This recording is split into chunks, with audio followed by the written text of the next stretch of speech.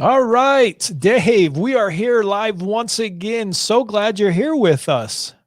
Oh, I am so happy to be here. I'm back in the studio, happy to be back at the office, and glad to be with you.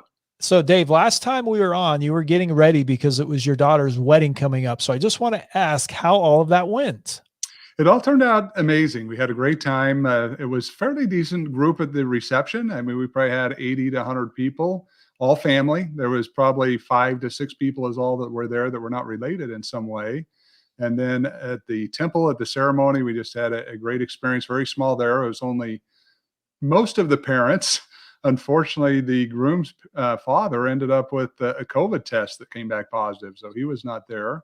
But we ended up having most of the parents there, and a grandparent, and a couple of friends that were there with them. So it was a great experience. That is awesome. And so you're in Utah. Now you're back in Tennessee again. Yeah, back here, hopefully here for a while. I know you're coming here in a couple of weeks. I've got my brother coming in about a month, and we've got some other family that's coming in. So I don't know that I'll be traveling much probably until July. Yeah. So it looks like traveling's picking up even before the show. We were talking about how hard it is to get rental cars and just kind of get into that whole traveling mindset since everybody's doing this all at one time. Yeah, I was reading another article, and we didn't talk about this before the show, but if you're wanting to go to the main areas where most people vacation and you want a home, like many people would rent out homes in Tahoe or other destinations, you cannot find those. That there's a high probability you will not have a place to stay. Many people are, in fact, just buying homes if they have the money, so they will have a place to stay. Now, obviously, that's only a certain segment of the population that can afford to do that, but it is becoming an interesting thing as we open back up and look at all the traveling that's going on. Yeah. And speaking of opening up, I would love to have those who are with us to open up and share where you're watching from as we're joining live through Facebook and YouTube. We have Dave Hall, the prosperity guy, with us. And what we do is we just ask Dave random questions all about retirement. We are a little bit more focused today on questions I have, but we encourage you to submit your retirement questions and make sure that you get whatever's on your mind off and have Dave answer that for you. And that's why he's here. And Dave, again, why do we do this? Why is it so important that we're here answering questions on Facebook and YouTube Live? Because people need a better education on their retirement. People need to better understand what they should do. They need to have good advice that's going to allow them to make better decisions. So we're really here to make that happen. So before we jump into the questions, though, I saw a picture on social media the other day. It wasn't posted by you, but did you get snow like within the last couple of days? Yes. In fact, I had snow yesterday. And Happy spring. Happy spring. yeah, yeah. So we had snow yesterday. It was great. I had to go out and feed the animals. And again, I've got a water out there. I'm chipping away because we're trying to get sprinklers on again. And yeah, it's I love being in the mountains. Well, good. Well, that means you're not planting yet. So you've got another couple of weeks before you can get the seeds in the ground. But I guess you can at least start getting the ground ready. Yeah. Well, Dave, we got some questions coming in. So before we get to those, I want to come to our first one I have here from Joyce. And she is asking, I will be 65 in June, work full-time and have insurance provided by my employer. Do I need to register? And what she's asking her is Medicare, as CR mentioned, that we're talking about Medicare today. It really depends on your employer insurance. And why do I say that? Because if you've got a small group plan where you've got 20 people or less, then Medicare is going to treat it differently than if you have a large group plan. So if you've got a large group plan, the employer is going to be the primary insured. They will pay if there's some co-payments and stuff left. Medicare may step in and pick up some of that. But if you've got a small group plan, and this is a situation that can turn into a nightmare, so something you need to look at, if you've got a small group plan, Medicare is primary. So if you don't sign up for Medicare, I've seen horror stories where people end up thinking that they're covered, that they didn't need Medicare, their insurance would step in. They end up with a major medical event. The bill gets run up, some of them over 6 figures. You got $100,000 plus that they owe, and the insurance comes back and says, look, we're secondary. You had the rights to Medicare. You didn't sign up. You're on the hook for that Medicare portion. We will then pay the rest. So you want to get it right. And I can't emphasize enough to have discussions with your employer, with these insurance companies, see how they work. I've got some issues even on my own right now because there was some confusion on who should be primary and who wasn't primary. after a kidney transplant. Well, they finally got that worked out, but it's things you need to make sure you're having discussions on, or you may wake up really sad that you didn't have a 5 or 10 minute discussion on something that cost you a ton of money if you have a medical event. And great advice. And again, we're talking about Medicare today, and that's the topic that we chose. But don't let that deter you from going and asking your questions. In fact, Dave, we've got a number of questions coming in. And so I wanted to kind of dive into some of these. And we have Gary on, and Gary saying he's from the San Francisco Bay Area, from Piedmont, and he's jumping on with quite a bit of others that are on here. Gary, welcome. Glad to have you. I still haven't forgotten lunch. I'm trying to figure out flights on how I could get there. Unfortunately, there's no direct flight. So maybe I'll have to piggyback it on a trip to Vegas or something else here over the summertime. And Gary was also, since we're talking Medicare, I'm just going to pull this question up here first, Dave. Gary also said, questions from Dave's Medicare class this past Monday. Will Medicare cover me while I'm on a cruise ship? Assuming not, where are my options for health coverage? Yeah, generally not, Gary, because you've got a situation if it's outside of the U.S., which cruise ships in theory are because they're out in open waters and in the ocean. Generally, you're not going to have that coverage. Now, when you look at it, you usually have to buy it separately. There are companies that will sell a separate policy. So if you've got a medical event while traveling, now sometimes credit cards also will have some medical coverage, but usually you're going to have to add the insurance on that the cruise ship offers if you want to have medical coverage while you're traveling, or get a third party that offers it. Don't necessarily have to go through the cruise line. Yeah. And as you talk about different things with Medicare, it's really hard to always know exactly if you're covered from vacations, if you're traveling overseas to other countries.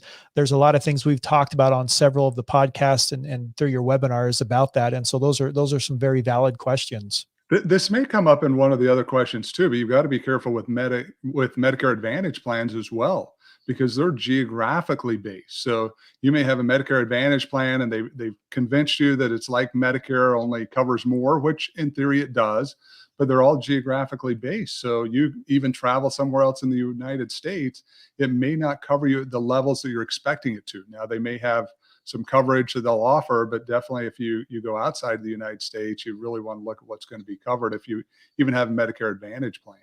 Yeah, great point. Dave, I have a really great question here from Fred. He said, hey, Dave and CR, do you have a webinar where you discuss sequencing of return risk in detail? While I think I understand the issue, I don't understand how to best mitigate this risk except by keeping a large pot of available cash to draw upon when the market takes a dive. To manage this risk when in retirement, are you supposed to draw from your stock investments from either of the three buckets you discuss when the markets are high, like now, and then use your cash reserves to draw from when? I don't know. It looks we'll leave it at that point. Yeah, no, a lot of information there, Fred. Thank you for your question. Let's talk a little bit about the first question you put in here, and that's in regards to a webinar where we covered in more detail. Our 4-hour Changing World to Retirement class does cover it better than any other we teach. We take about 20 minutes in that class to talk about sequence of return. So fortunately, it's not an hour presentation that's going to go into great detail, but that's the best we offer. I have talked about it some in some of my podcasts, but again, they're going to be 10, 15-minute segments where we cover the topic. Now, when we look at sequence of return, what we're trying to do, one thing to remember as you're approaching retirement, we want your age as a percentage of 100 principal protected. So it's not just taking your stock market bucket and trying to figure out how we allocate that. If you're, say, 60, we want 60% of your assets in products that can't go down. And that's not bank accounts. We're not talking about putting it in an account that's not even going to keep up with inflation and leaving the money there. We're talking about using principal protected products that are going to get above inflation rate returns that are going to allow you to protect that money without it going down. And we use it many times to replace the bond portion of the portfolio. Therefore, you can be more aggressive with stock market, and especially right now where we've got a market that doesn't make sense to most people, that you would be able to put money in there. And then if the market were to drop, you could pull out of these other buckets or life insurance retirement plans to where you could access to that. But it is hard because if you're not willing to use these principal protected products, what you're stuck with is most of you are putting money in cash and CDs that inflation's destroying all of your money anyway. Yeah. Fred, great question. I really appreciate that. Dave, you and I were talking about the show about what's happening in the market right now as well. And I think that's something that a lot of us have to be aware of right now, because there is a lot of risk that we're facing right now. And people aren't realizing that once this comes crashing down, that they're going to lose a lot unless they are taken care of and protected. And let me talk a little bit about an example with one of my clients so you understand the effect of putting all your money in cash and the effect that it can have. And I realize that people are scared of the market, and I understand it. I myself look at it, and I pulled some money out of the market for sure with what's going on now. But one of my clients has over $1 million. And so let's just round it to 1 million. He's had it in a bank account for over 5 years now. Each year, CR, on this $1 million, he has gotten about 85 to $92 of interest. In fact, we joke about it when we go out to lunch. I'm like, you've barely made enough money to pay for our meal, what we're going to eat today. And you've had $1 million setting there. Well, in that period of time, if we take an average 3% inflation rate, he's lost over $150,000 of buying power over the same 5-year period of time. And he made less than $500. So that's one of the things you've really got to consider, is inflation can have a huge impact on your future retirement if you're not willing to put it into other products that can keep up with it. And your bank accounts are not going to do it. Your CDs or certificates of disappointment aren't going to do it. Yeah, exactly. Dave, I got a few more questions in here. So let's get over to Mike's question. Mike is asking, can husband get 50% of wife's Social Security, even if he does not have the 40 quarters to qualify himself for Social Security? Both are over 72 years old. Yes, you are going to qualify. So yeah, you don't, if you're working off of spousal benefits or even survivor benefits, you do not have to have qualified yourself. We see this with even my own spouse. She stayed home, raised our children. She wouldn't have enough quarters herself to be able to qualify for Social Security, but she'll be able to get half of mine once I retire. And once I pass away, if I pass away before her, assuming that happens, she would be entitled to the 100% survivor benefit. So is something, and especially, Mike, I don't know if this is for you or a client or someone you're working with, I would get them into the office or Social Security as soon as possible, because unfortunately, if they're already age 72, they've missed out on a whole lot of money that they would have been entitled to, that they've not been able to collect at this point. And again, if they waited till age 70, if the spouse did, depending on ages, it looks like both are the same age, then maybe not so much. You've only got a couple of years here, but you do want to try to get that money back in your pocket, your pocket or their pocket, as soon as you possibly can. And Dave, as we talk about Social Security, we talk about when we reach age 70, a lot of people tend to go past that, or they think about going past it, that it's going to help them. But what you're saying here is they're maybe missing out because they've gone past a point where they're really not going to benefit themselves. Yeah, there's a lot of major mistakes that are made in Social Security. One, people end up waiting too long. They go past a situation like this. But the biggest one I see is people do not understand the benefits they're entitled to off of a spouse. So we see situation of talking to someone a week ago where they're going to end up getting about $80,000 additional to what they thought they were going to get. They were planning on waiting until their benefits got to age 70. And as a survivor, it was next spouse. I said, look, you can get those survivor benefits early and then we'll let yours grow, let them cook in there. And then when you turn 70, take yours out. And as a result, you'll end up with about 80 grand more. So it happens all the time, unfortunately, CR. I see so many mistakes made with Social Security and people not getting access to the money that they're truly entitled to. Yeah, I see that. And Dave, let's get down to Gary's other question. He said, what is the probability that Congress will increase the age for required minimum distribution to 75 from 72 by 2022? I don't think it's very high. Now, I've personally got some issues with this, so maybe this has come from a biased opinion and not necessarily a fair opinion. But when you look at the required minimum distributions, 40% of Americans have to live off of those distributions. So again, that's the lowest income percentage of the population, obviously, because they're pulling them out because that's a source of income in addition to their Social Security. So we got 40% that are living off it. So what happens with that other 60% that are being able to wait? Well, that's the richest segment of the population. So what we're doing is allowing them to wait longer, build up additional assets inside of there. Now, again, there's two theories of thought. One is, hey, let's get the money taxed now. The other is the IRS saying, hey, let us go ahead and let that stuff build. We know taxes are going to go up in the future. So let these crazy people that are willing to wait to keep that money in that bucket, let them keep it in there for the next 10 or 20 years. And instead of taking 37%, we'll take it at 50, 60, 70%. So again, you've got to look at both sides of the coin there, but I don't think by 2022 it's going to get done. I know President Biden's proposing trillions of dollars of change, but not a lot of appetite by many of the people in the government to make those changes this rapidly. And Dave, you teach a webinar on President Biden and the changes that are proposed for the taxes. And what do you suggest? Is there anything that you're looking at right now as Gary's suggesting that things may change next year? Are there other things on your mind that you think are coming about that we need to be aware of with these changes from President Biden? Yeah, the biggest thing is getting yourself in a position to where as all these changes happen, you're not stuck with the consequences of them. Again, we have some pretty good clarity right now of what's going on, especially for middle class America. And these are the ones that have really got to be concerned, because as we look at the lower income portion of America, they have nothing to give. I mean, there's nothing there. You can try to tax them more, but most of them are receiving more back in government benefits than they're paying out. So there's not really an opportunity to tax them. Yeah, they can cut the benefits out, but that leaves middle America because there's not enough rich people. So my advice to anyone is, let's take the opportunity we have now. We know where tax rates are. We know that they're never going to be lower than this. I mean, I see no reality in the future of where it could ever be lower. We know risks are continuing to increase, such as long-term care. We know Social Security is going to have some strains, but hopefully it'll get fixed. So let's prepare now versus waiting for another 5 years until it's too late. That is great advice. And I just want to thank Gary, Mike, and Fred for your questions. Again, if you have additional questions, please let us know. I mean, that's what we're here for. That's what we can go through and dive down and break these questions apart and really give some great feedback to help you get closer to retirement for yourself or for your clients. And that's why we're here doing this, so that we can kind of keep moving forward. And I think that's an important thing we do. All right, Dave, let's jump on to a few other questions on Medicare, and we'll jump back to a couple of other ones that we'll have coming in. And that is asking, if you continue to have employer-sponsored coverage in retirement, is it okay to just take Medicare Part A and Part B only?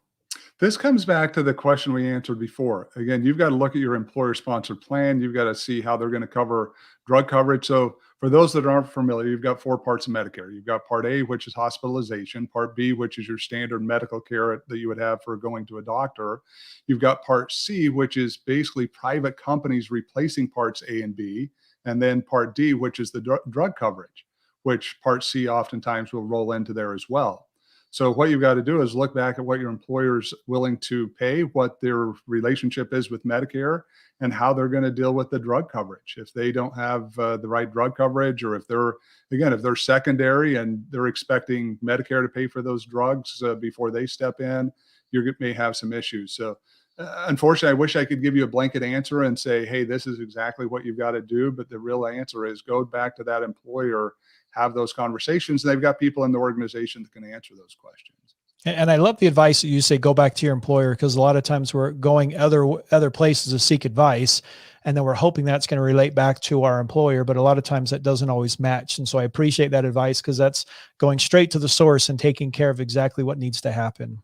Well, and you look at my situation, I've still got some insurance out of Puerto Rico, and because of the way it's structured, it's much different than if I had it here. So even in my situation, things operate differently than they do for someone else. Now, you would say, yeah, it's Puerto Rico. Well, yes, but it's also America, and it's American-based company that I have insurance through that would be here from the mainland. So, but they don't cover the same as if I had bought a policy from here in the mainland, nor do they cover here in Tennessee. So things you've got to look at if you're going to move in retirement, those are things you've also got to really consider, because they can affect you greatly from a cost standpoint. All right, Dave, let's get to Mary Ann. And she's asking, if you continue working past 65, do you still register for Medicare? Many people will at least register for Part A. Again, coming back to what we talked about before, you'd have to look at what insurance you have available, but most are going to sign up for Part A because it's free. You're not having to pay anything for it. So you've got that available and ready in case you need it.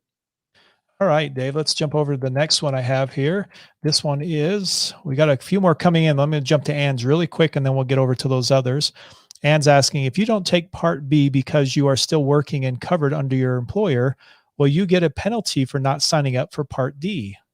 Let's talk a bit about this a little bit so people understand it, and hopefully this will make sense. Remember, Part B and Part D are completely separate. So they're completely different plans. Penalties work completely different in the way that they're penalized.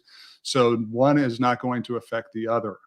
what you're going to have is if you've got you've got medical insurance through work, and it does not have a qualified drug plan that would qualify as a plan that would allow you to not have Part D, then yes, you're going to end up with penalties because you don't have the qualified drug plan and you've not signed up for Part D in Medicare. Part B, same thing. Again, there you've just got to have coverage. As long as you do, with the employer, you've got 8 months after the time either that you end up losing your job or you lose coverage, whichever happens first. So you've got to take that into consideration. And Dave, what mistake do you see most people making as they're getting into Medicare? Biggest mistakes is understanding how it all works with Medicare Advantage plans and Medigap plans. The problem that you have is there's some huge gaps in Medicare itself. So, and you've got a situation too, that if you don't sign up correctly, pre-existing conditions may be off the table from a full coverage standpoint.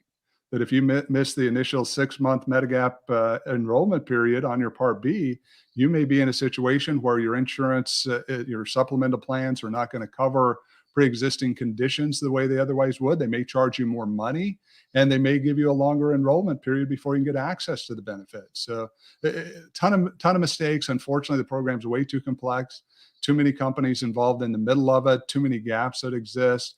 One of the things that, in my opinion, that would be better than extending the coverage of Medicare, which they're talking about bringing it down to age 60, is, hey, let's get it to where the average retiree can understand what they're doing so they don't have major issues 10, 20 years from now that they weren't expecting because they did things incorrectly when they first signed up. Yeah, that is such great advice. I think that's the one thing you're suggesting we really struggle with is not understanding. Dave, I wanted to bring up Gary's question. He's asking, do you think the state and local tax deduction of $10,000 will be repealed by 2022? For those that aren't familiar with this, what happened is when this was put in place in end of 2017, when Trump made the changes, we end up getting, for those who live in California and other states that are high tax, the deduction on your Schedule A was limited to $10,000. For many people, it used to be, I had clients that had $100,000 plus that they were able to deduct on these Schedule A deductions. As I look at it, I know there's a high push to fix it. I don't know. I mean, you've got a lot of power in high tax states, especially with the Democratic Party that's in power right now. They're going to push for it because they're seeing a lot of the revenue go out the door to states like Texas, Nevada, Florida, these no tax states where this isn't such an issue. But again, can they get it done before 2022? I don't know. I mean, there's so many things on the table. Could someone slide it into a bill and it get passed? Yeah, probably a 50-50 chance that could happen. But it's going to, I think, have to get slid into something to really be able to allow it to happen, because obviously there's many states that it's not important to, and many people living in some of these other states. Yeah. And Gary, if you have any more questions or anyone else watching live, please go ahead and get your questions submitted. We'll get those answered. We're going to go about 5 to 7 more minutes, and then we're going to cap it off there and move on to our next project, though. So let's jump back over. I've got a few more I want to throw at you here, Dave. The next one I have is from Judy. She's asking, would you recommend a Medicare Advantage plan or a Medicare Supplement plan? It really depends on what you're trying to accomplish. And this is where the complexities of Medicare come in. Because when we look at the Medicare Supplement plan, it's designed as a gap coverage. So all of these gaps in Part A, Part B, Part D that aren't covered, the Medicare Supplement plan is designed to fill those gaps. So as Medicare pays what it pays, you have these unpaid partial pieces of Medicare that it's going to step in and cover. Medicare Advantage plan is really designed to take the whole pie and cover it all. To come in and say, hey, we're going to replace your Part A and B Medicare, and then we're going to add all these other benefits.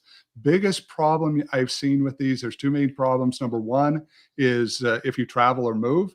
Again, Medicare Advantage plans are designed for a geographical location. So if you move, you're going to have to change plans. And if you travel, you may not be covered.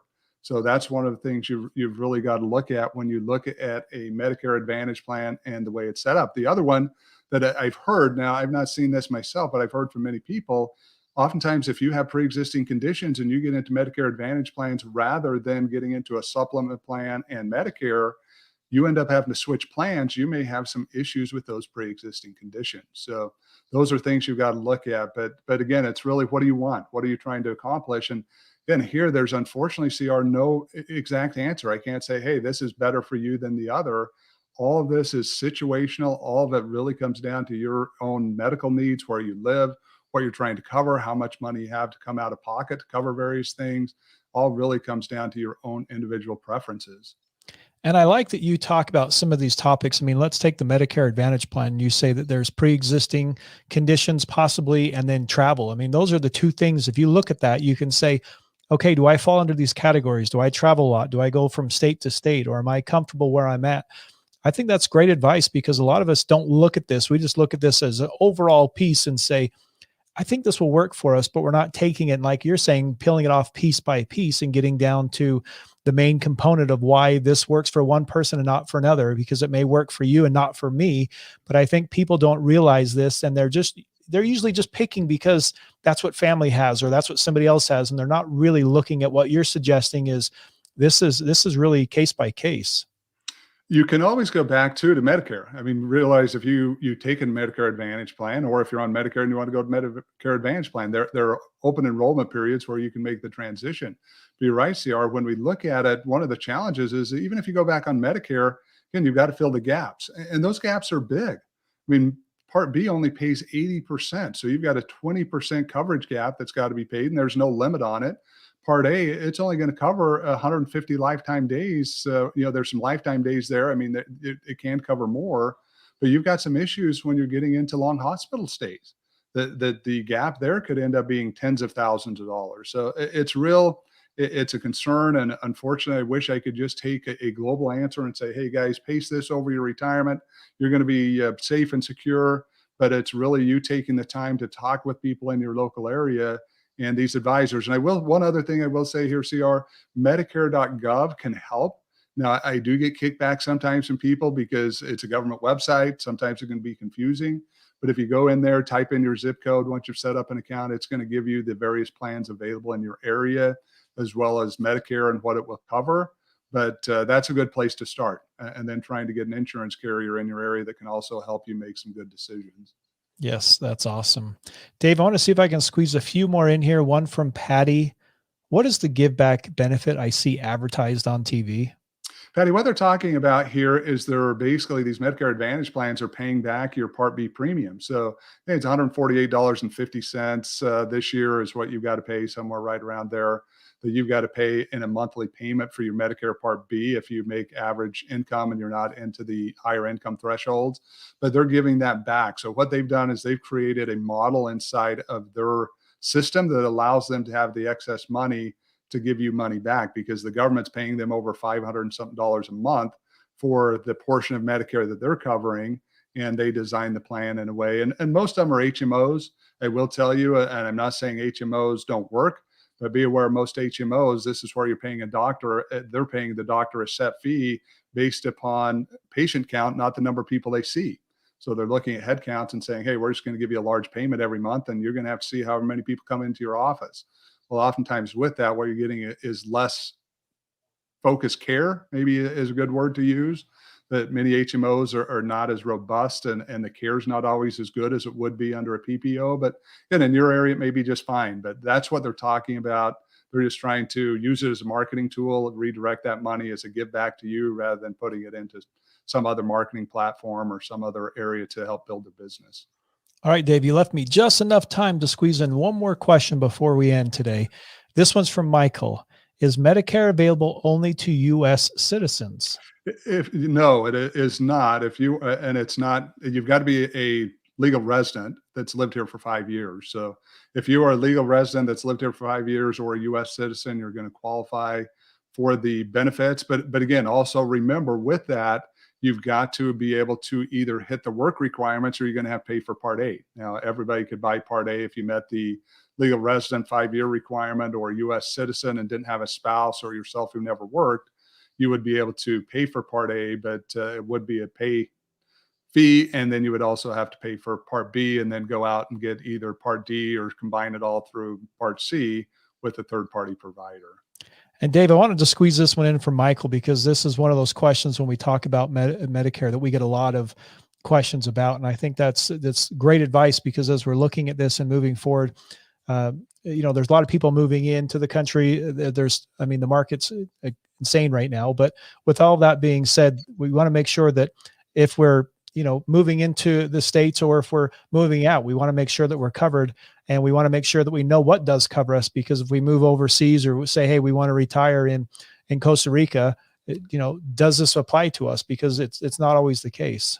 And this one is so hard for me, CR, because when you look at some of the top economists and what they're talking about with the cost of medicine, when we look at it, Medicare in the future is going to be 5 times bigger problem than Social Security.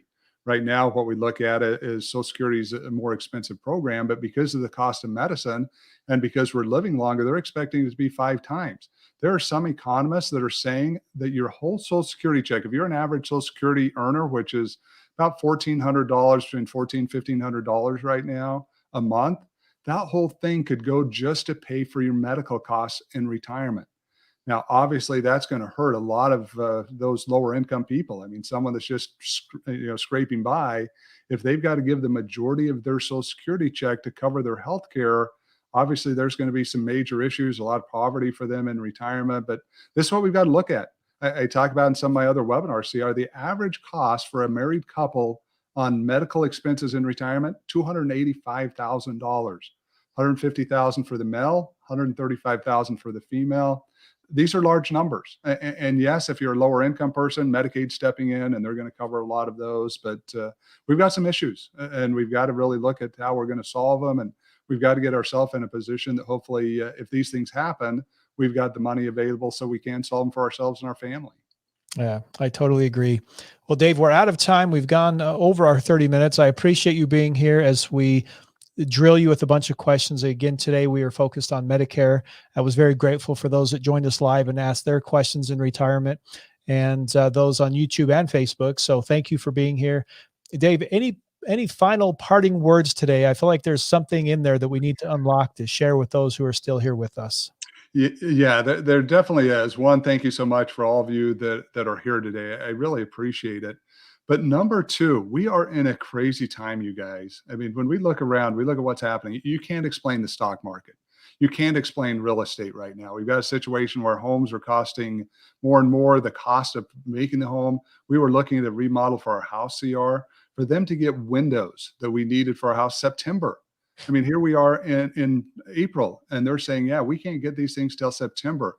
We are in strange times. The thing I really want to recommend as we look at it, get your stuff in principle protected and get yourself in a position so that as things change, as we get to a point, these things can't last forever. They never have, and they never will.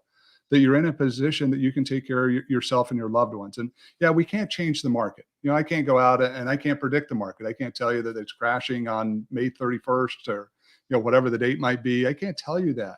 But what I can tell you is that if you're prepared, if you've gone through and educated yourself, if you put the processes in, you can protect your family. You can put yourself in a much better position, but it's going to require you to take some hard steps now. It's going to require you to maybe sacrifice some things now, but you can put yourself in a position that you'll be able to withstand those and can allow these things to happen all around you while you're saying, hey, I'm fine, I'm prepared. And part of that, food, the supplies, make sure you're taking care of those. We talked about before the show, not to go on too long here, but they're talking about truck shortages on getting gas trucks out this summer.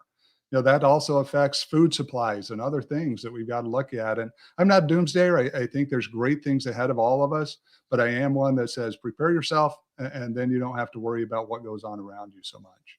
Yeah, definitely great advice as we end the show here. And I appreciate your final thoughts. And I think it's very important that we do focus on the future and taking care of our needs today. But that means if we're focused on the future, that means we're setting money aside right now. We're not waiting to the future to set that aside. So I really think that's valuable advice you shared with us, Dave. And again, thank you for being here. For those that are watching live, those on replay, we really appreciate it, because the best way that you can get yourself set up for retirement is education. Make sure that you're educated in the right areas.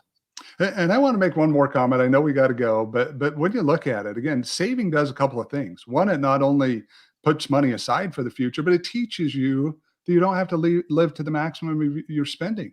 And that's another problem that many people have. If you've not been used to saving during your working years, you hit retirement, and all of a sudden, all you got Social Security. It's a hard reality of going, whoa, I just went from, whatever it was, $5,000 a month, and now I got $2,000. And that's a hard transition. Well, the easiest transition I've seen are people that can manage their budgets. They stay within them. They put money aside. They get to retirement, and life's the same as it was before. Yeah. Yeah.